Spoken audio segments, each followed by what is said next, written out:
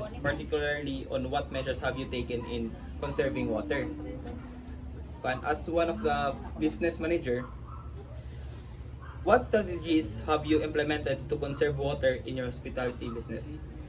So, I think everybody in this household or like apil ang mga staff is well-oriented sila about how to conserve the water, which is kanang yung dili magkalas og tubig, dili maggamit og tubig unnecessarily, and however dili gid namo siya gina-implement ang pag-save og water.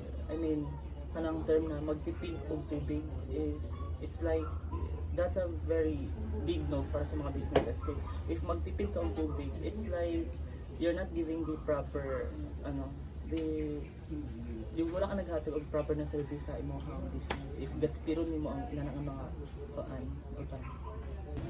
Have you encountered any challenges in implementing water saving measures and how have you addressed them?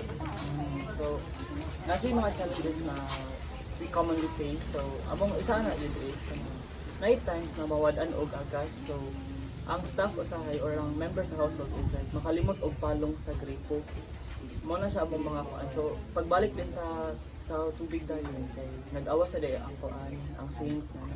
And also napoy usahay na dili na gakatarong og lock ang faucet. So ma-leave siya overnight na gatulog gani siya. So I think kalas siya pud siya og tubig. And so gina-address namo siya everyday. Gina-address naman siya. Amo silang gina-inform mo to na magkuan lagi, amo silang gina-remind na before ta mga tulog o before mag-close na i-check it ang mga faucet if naka-lock ba siya.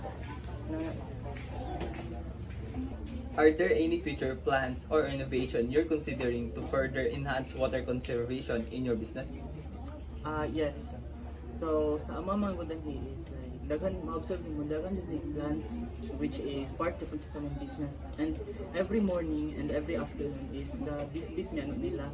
And I think sa diha pa lang na tubig is like mudaga na gid around 200 liters amo ang ma-spend na every morning and every afternoon. So murag diha pa lang dako na kay siya nga loss sa water. So sa amo jung na kuan na plan na plano gid namo is magbutang mi og kanang storage kay sa water which is collected from the rain. So every time mag-rain untam ka-collect mi kay dako na gid kay na siya na help para sa diha pa lang sa irrigation pa lang sa landscape.